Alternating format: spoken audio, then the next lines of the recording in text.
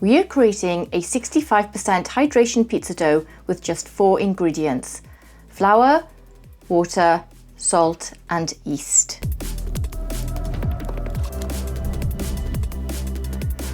When we talk about hydration in pizza dough, we're talking about the ratio of water to flour. So 65% hydration means for every 100 grams of flour, you're using 65 grams of water. That's it. Because that percentage controls how sticky your dough becomes, how easy it is to handle, and what your final pizza texture will be like. You're in the right sweet spot. It's not too dry, not too wet, and it's great for home pizza oven cooking and consistent results.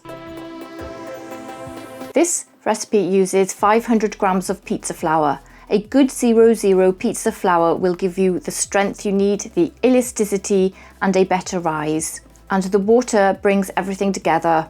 With this recipe, you will be using 325 grams of water.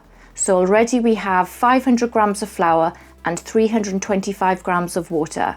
This recipe allows the gluten to form and will determine how soft your pizza dough will be. At 65%, you're getting a dough that is soft, slightly sticky, but still manageable. Salt is essential, and we will be using 10 grams of fine sea salt, not just for flavour, but it's actually for strengthening the pizza dough. It tightens the gluten structures and it helps control the fermentation. Without the salt, your dough would taste flat and behave very different. But so not too much of it and not too little of it, just the right amount. So we are not using oil and we are not using sugar. We are just using the ingredients that work together really well.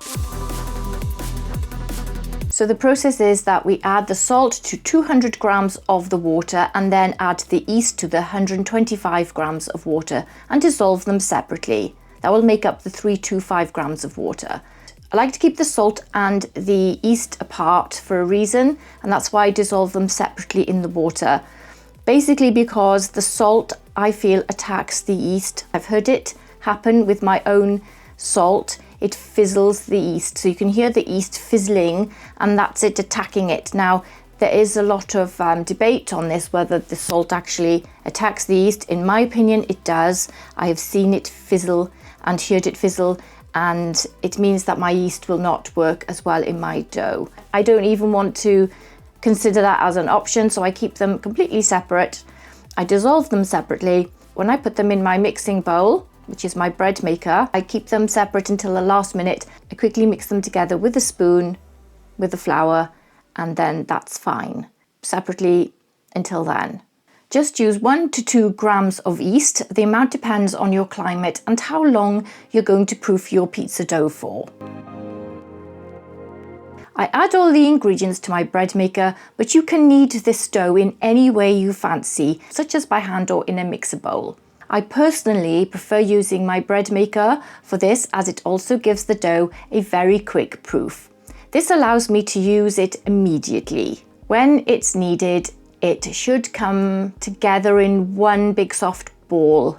It shouldn't be too dry, and it shouldn't be cracking, and it shouldn't be overly wet and sticky. And once you've kneaded the dough, it should have a smooth, soft surface and a soft feel and a slight tackiness. So you can proof your dough for a few days in the fridge, or you can freeze it or proof it at room temperature for 24 hours. It's up to you. We all have different ways of making dough, and so experiment with the proofing process and the times to find which one works for you. You can stretch it without fighting it. It doesn't tear easily and it doesn't stick excessively. It just works well, and that's what you want. How does it cook? So let's talk about the final result, because this is where the hydration really shows. When it hits a hot oven, you get a crisp base, and it's that balance again. And as you can see with this dough, it's a different texture to my 60% hydration. It's far softer, but you've still got that nice crust where it crisps up with the cook. So you've got a bit of both worlds. It was a pleasant experience to make it. I used this dough in the Ninja Artisan. I found it really worked really well in that oven. It's an electric oven and the 65% hydration worked really well with that heat. Lower hydration doughs, like 60%, can be easier to control and be more dense. So the 65% is a nice balance. It's not as difficult to handle as 70%. So why am I only using 4 ingredients? Why not add other extras like oil and sugar? Well, you don't need to. They don't serve a purpose at all. The flour, water, salt and yeast are more than enough ingredients for this pizza dough. Adding more can sometimes be more problematic. It can complicate things and it can change the texture of the dough. And it can mask some flavours and it can cause problems as well. So I'd rather keep it simple. Focus on getting each step right. So the dough needs to be soft, smooth, easy to work with and reliable. Now for my personal take on this, I have been using 60% hydration dough for as long as I can remember because I had some troublesome experiences with 65% dough in my early days of cooking. But now I feel more confident and I started experimenting back with 65% and I found it to be a lot better. I started in the summer months, which is a good time to experiment with dough. So what I found is the 65% to be a lot fluffier in the bite and a nice balance. I'm really glad I experimented with my pizza dough. I know that I stayed too long in the 60% safe zone of pizza dough, but now I've moved to 65%. I should have started using it a while ago and I didn't, and now I am using it. I'm enjoying it. It's easy to handle. It's given me great results, even in electric pizza ovens, because the last one I used was with the Ninja Artisan and it worked really well in there. I will still be using the 60% when I want to, but I'll be using the 65 for the foreseeable future. Check out my links for the other 60% hydration dough above and below and at the end of the video. So my advice would be experiment with your dough, try the 65%, try the 60% if you haven't.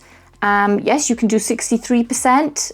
It's up to you, whatever. You could have the balance in between. The decision is yours. Pizza dough is a very personal experience. We all have our own personal recipe, but I think this is a good base to start from, and then you can experiment and amend it accordingly to your climate or the flour that you're using or the way that you proof and knead your dough. But I knead with a bread maker. I don't really give it time to proof when I'm busy. I should be proofing for longer in the fridge when I've got a bit more time, but I tend to just quickly want to make pizza and I use my 45-minute dough program on my bread maker, which gives it a knead and a proof. And my dough is normally really good after that and I just use it. But you can do what you want with this dough. You can freeze it, you can proof it in the fridge, you can proof it in the room for 24 hours. You don't have to use it straight away. The choice is yours what you do, but it's good to have a basic recipe that you know that will work in a high heat pizza oven, and you don't need to use sugar or oil to get perfect results. If you're ready to move from 60% to 65%, then do so, have a go, experiment, test it out and see how it goes. I found it to be a pleasurable experience. I was a bit wary of it after my previous experiences. A few years ago, I stopped using 65%. I went back to 60%, but now I feel I'm more confident with it, and for some reason it just works now. I don't know what I've changed. I'm using the same flour, same water, just the salt, same salt, everything is the same. I think it was my confidence more than the actual recipe. I'm happy using this dough recipe and my results are coming out well with it. So have a go with it if you haven't used it before. Let me know what your thoughts are on this hydration level and what your preferred hydration pizza is. Mine is 60% and 65%, but please let me know if you use 70%. Maybe I will give that one a go if you mention it in the comments that I should. Thank you so much for watching. I hope you found this video useful. Take care and I'll see you in the next one. Bye.